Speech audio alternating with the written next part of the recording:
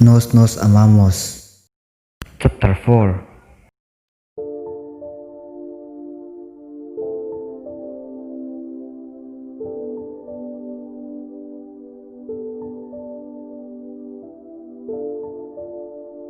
Sang thiên ang chuan ka ngai nain ka ngai chelom ma se ambak chu ka to big lo bung deuh hian ka lo changa ke si thiên ang ringot hian min lo enani mo min fangai tak tak hi ka lo ring via ke chuanin laka hian bi sin san tak ka ni sin ti choi ra ya sang te fangai nei chu thil dang da enia ka ti mek lai chuan ke si ilaka ka beidun nei chu rei to ma se inule pati hian min tu em wang hian tongkam tha min thlem wang hian karon kal mai mai ni ati mek lai chuan sangte chu teng soi ngai thei nem chena ka ni nen hi tok fein ka sia kalau ti fuka kesi ithulak da ni ka se thiam no khop mai bial nu nen chun in limbik chung lawang ka kal don ti le tho arul nga la ka thina rim khop mai kal pa chuan ti deuh hlur boka ka room atanga chho nu chuan ka tho veng de upo hian ka sia chutia thoveng dewa kalo om lai chuan Ka bedroom kong khar chu voi le khata aron in nam hong thuaya. mama eng ti ziange sang te hi iti lung oyo zia mai le ka pa chuan aron ti lut nga la eng thilem chu sang hi na soi chiang mai tu nang din huna min lang kai tu hi sang te pa ni ti selo mi a ati mek lai chon kanu pon sang te hi thathe te ya ilolom kan pe sei ta sin ti in ka pa chu sei chu alo tu in hi ve ngal boka a thin ru tu rin engma ka sei lo sim sim chen angin in komila ka tia kha kha adu lova thin rim ringot ni kha tia sangi ho to na chan kanu le pa tin hina ka sei mek lai chuan kanu chuan ma se mama sang te hian na ngai chia pasala tan po asai zo man lo ma se ke mang ka du thei nem ka ngai ve thei nem tin kanu tu sei lai chu ka lo put chata du thang thei ni ni sia moni le nei ro kan ti chuan ini mai tur ni ini do no ni chuan hen chunga po hen im lawang ria em mama vin le hen ka pa chuan ran ti ngala ni e mama hi pa chu sei chu oi mai te ise ka ngin sang te pa hi mithil the lutuk takani a sang te hi kan ti lungoi lo chuan i pa tan hian thil hlau thonom the nia kan chung kwa thleng hian kan tur the sin ti in odam de mai min rila kanu in chopani chun hi midang ti lung oinan manin tumem ni midang ti lung oi lo lavin in fa pa hi samin tur ti rangamo athu sima tlangwal te kan ni ve to a ngai zong ti ve lai chuan a chia tha po ma nia zong rol kan ni ve to lom ka vin de mai the ka hrelo chu thu ka sai zo rol rol chuan mama izak lo hle mai chu tiang ni chuan i thuam no zong zong la chuak la he in chunga tang hian chok mai ro ka pa chuna ti fiak thaka khatiang eme ma ka pa then rin mel kalam lo khatiang mei chia kho sak niam tuk kha nang ka fa pa hen ni nei do lo reng reng ti hi riang se isiamo min to chuan trong kam chu ka pai dai the maya ma se ka mangai ro si chung chang hu si le ni riam taka aron soi chuan ka sa ta phat mai ka pa i mu sit em nu na kha ka mangai ni ka ti chang faka ivan zak thelu take o ka beng le top mai don che muni le tia ka pain ro sa khu khur chu ka nu chu na lo beng da ya kha mei che kha i kop don ni chuan he in chunga tang hian chuak la ka pa po mi to su ti te chu san tiang ani no me mai ti in ka nu nen ka ro ma tang chon chuak taw ta a ka pa du dan tak chuan ka thom no te chu ka khung vel nok no ka khung vel nuwa ka ni na tang ka chuam leng lai chuan ka hnung lama tang chuan ka nu in mama tia min ảo lom ka hriat nu chuan va sui te su local te ti khan chuak sela tu oi te vazir ro se chunga tanga ka pan ati re chu ka omna tang chon chiang takin kala hre the ni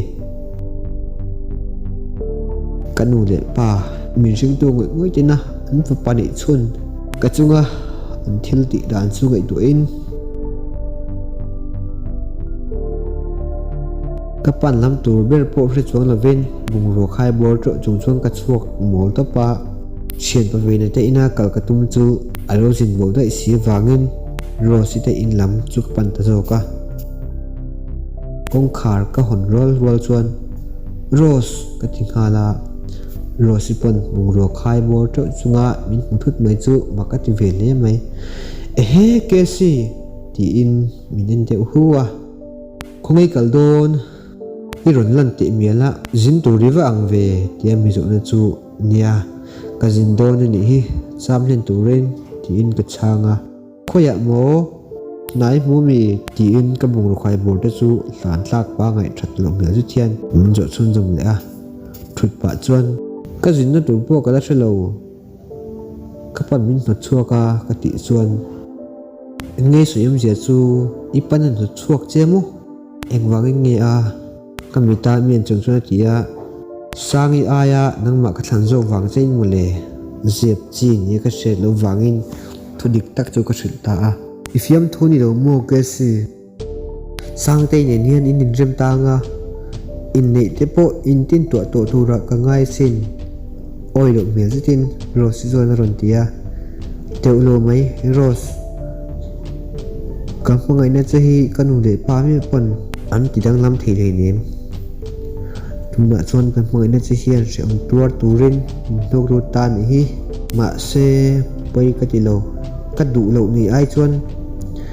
he tiang din huna din poi ka thlang jok sem ka ti a ke si in chung ko ti boi tu ni hi poi ka ti mai mun mangai na wanga se om tor i huam ni kalom box si ke si min chu thiam ro kamit tui ka dang so thot lo ni min mangai ni ti ka she da wanga kamit tui sei chun jam thei fen amit tui far chu hre sawa ka ba kwa pa a rose mi dang te po in an mangai ber te tan chuan se om tor pon ho masin ka ti chuan engting nge yom ta kang ti in min zota amit kautlanga chuwa chak ti hre je ta mi tui nam chiam mai chu ka mu mai hau si lo ka se to big lo ka chen to ve na la alo jin mo de boxia kan chung te ho la in ti million che kamin lo zong ve kan ni lom boxia ka se thiam to big lo ka ti a thil ngai to nei ti hre je thian ro su ngoi wanga ke si e ti hen tiang in na hian lo ve phut mai de che nom chu nom hau lo wanga ma se om na tur dang iwan box si chuan ke ma wanga se om tuar le mual pho chu kamual pho pui ve ngam tur che lom in nit fai chung he na ron ti suaka rose iril rusat na hian kamuai na chi ti zual tul mai ti in ama ku chung chuan kamungai na azwal thu chu ka threl mola rose i chuan library a chuan al thok ve renga ke ro chu ni tin min waya in lo in ei tur ka thok chuak de ber mi pathi chau kan ni boka in chom chu chuti loin a har sa emem lo abula ka mi chuan hluma tanga siam mai kaloni venante tu chowa kal kaloni na le kathi huna leidaya zalmai tur kaloni zia te hi inte gil tir thak thin kathin lunga bu khuarin hun lai li ber le hun poimo ber alwa diar to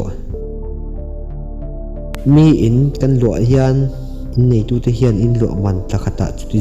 zat tin an mi tuk thina chutiang bok chuan ani pon kathin lunga lo man hi ka thing ve mai don mani o ka ti hiar thin mangai vak lo ti ne na khwang choi nai chuan du le mangai ber te nen ba tha khur lai dun chu choi lo to lai ler nor dun po ngai kum khwa ma se ka thlang fe zo mangai le du ber te chu an lu em ani na thok tura ka in siam zo ka chuak tur chu Rosie chuan kong ka thlengin thla engti khuna ngei ron hoang tia min zo chuan voin chu ka ho ma ka rin thu chuan ka lo changa ka lo thlir reng don chenia Rosie nei chunga min ti chuan ka hnu ka tiu lek mai ani ka kalang o tin ka thla kesi tia min ko ri chuan min ding chiang ngei mai tin kan hoi le ta Rosie chuan ni se pa in bye ti in mi chu aron ba bai ta kang lo lawa ke pon ti let ve in ka chu san ta kesi ti in min ko ding le a na tho nuam ni ti po chu chang to lem lovin ka thil ni zong zinga ka nei ber Rosie chu in lo tur chuan ka chu san thei ta sama chumi ni atanga ni lina chuan Rosie chuan chua wa du thu soi wangin ke po na kal ta lo chuan du ber te thu soi chu o in ka chua wa puya chitia kan kal lai chuan kesi ka mangai lu tuk che Rosie na ti chuan imi mangai na aya ale tam takin ka mangai ang che ka ti a Rosie mela chuan ngui na le lau thona mela omani ti chu ka mu mai hau lo heti hian min thlau thle si ta la kanun se dan tu ri ka ngai tu ngam lo ati chuan ngai tu ngam lo tu reng alom tin ka lo changa ka lo chan dan chu ma ka ti dep aniang ngat ti nge mak ti ngal ta mi an chung min zo ta ele ka thlau thladon tlak chi lo chia ka ti chuan Rosie ngi mial chu phur melin arunin thla ka ni ti chu ka mu thei pathianin kanun na azwa chungi chu akianga om ka thlan jok thu ka thul phei chuan mi en zoka soilo ma se alungai mial chu mu tu ram to lo nia ke hi pathianin kalu le ka pum ain chen tira min thi tir te ni ngot lo chuan engti khotika ma Rosie ka phatchan don lo shim chutia a mial aloin thlak ta ka chuan ente kesi ron hoi chuakin ron ti deuh thuta zo na mi menga kalo en reng wang nge ni ni zana mu mang kan ya ka mu che sin nei chungin na tia engei mu mang chu shet chak ti hai ro lo hian ka han zo ta enge mo chen minin ha tir nuwa ka shet chuak zo to lo ti chawin han changa mi ma lo thon na ka la ya hetia nu le pa te ni na in tui thara khovel num sakna zong kal sana Rosie ka beli ka in chir lek lo in chiran hekin khovela ka tu ti zong zinga chuan ka ti fu le ka ti dik berani mi min soidan tur ka boi lova kan nu le pa ten min soidan tur ka boi pe hek lo ka ngai ber Rosie ni na kanin mangai na tluan chuan chu aya ka ngai tu na lu tu le mun mo nar mo a ka nei thil dang kal nei lo Rosie hi ka mangai a ani pon min mangai let ve ni ti ka chiang boka chu aya poimo thil dang omin ka hre lo ani Rosie chuan hetianga nu pa ni silova om reng ai chuan tu te mo in ko chui tira nu pa tak taka om cho du thu soi cham chi ringa ke ngai sam ti taka kalo uk sak vak lem lo kan om dan ngai tu changin chuan pathian du lo thilani ti chu ka hria ma se tuna chuan Rosie ni na kanin mangai na aya poimo zok kala hre lo ni thilenge mo ngai tu mu ka nei ti hrian che thian Rosie chuan amel ngai alo mel ringa abula wa thuin akut chu kala a ani po nui sen chungin ko oma chuna ron vei ngala enge ngai tua ye ka so chuan kan om dan ke ma nei chung chang mo le pathian ret puine lo chuan sual ani thlata kesi hetianga nu pa kan om hi chu ke chu adik lo tlatin ka hria aron ti tang nge engting nge kan ti chuanang ka ti chuan lalpan kan sual tu na chu angai lam thia kesi tuine mo minin ko chi tir hi ngai ni kamita mi en ran chungin ron tia ke ponin ko chui chu ka du lom ma se tunge kan ko chui ti rang ti in Rosie chu ka zot let ta zoka pastor le ko thunu pa te han bi donila ka zak de boxia ka ti chun jam le ngara thil engemaw ngai tua chuak thut ni om takin ka oma nia thil engemaw tak chu ka ngai tua chuak renga lom ka thian pa ve na kha enga tinge ma khan ka lo ngai tua chhualo le Rose ti dan tur ka sia ka ti chuak ponga engtin sia chak mel de thian Rose chuan alo ding hal bata ka thian pa ve na hi ko thana po in mang de mai hi nia pathian thu po ama to ka chuan ti thei de mai hi nia chu chuan min ku sui tir se ni mai lom ku ti a chu tiang ringot ani thei hlei ne chung te shet puina tel lo chuan Rosin na lo ti man mo a pathian shet puina kha lom kan du tong trai na nen kanin hla na nga thu po kan tiam ve thlap thawang chu ka ti a ifiam thu ni lo mo ke si aron ti hawa fiam thu nang ama ta na in hong ring chuan kan di na le kan in hlan na te kan in nei na te apomin min thret puyang ti hi ka ring tlat ka thi a chu vele Rose chuan ani zanin na tangin mu tang ngo kan in nei ma chu kan in thian thiang lim do na lom aron ti chok ponga ka du lo dan ani hau si lo lutuk ka lo tingal wata kan tum dan zong zong chu thian pa ve na chu kan thil ve a alo a men ve tak kha ti chuan ani tur te soi felin kan mang tha ta kha nia ani tur kan ruat ni chuan Rosie nen chuan thian pa ve na te in lam kan pana kan soi lok vek to thuna chungin thian pa ve nan na lo thok mol mol ani ti chu ral khat rang chuan ka hmuwa mak ka ti lek lek mai Rosie nen chuan kan in na aru ka kan mei dun tak kha abul kan thlen chuan ehe khaya ka ti vaka thian pa ve na pui ro chuan ehe nang ni pan hi chu in van chilo dun ve a ngain ti don te chu alaron ti tak deuh deuh aswa dur ken lai chu loka vok thal throi tak kana pa ma se chu em chu ti lo chuan i thei hil toy lo voin kha kanin ko sui ni tura kan rot kha nia ka ti chuan e ka thei ngil chiang lu tuk alu khum lak thlak pai na tia hei hi chu asoi kha ka lo ring lok sa renga poilo ka chu in thak nga mo kan kal ngal mai anga ani mai lom tiro ati chuan in thak nga hlei nem hi atlai to lu tuk ti hian kal ngal mai ro tiro ka han ti a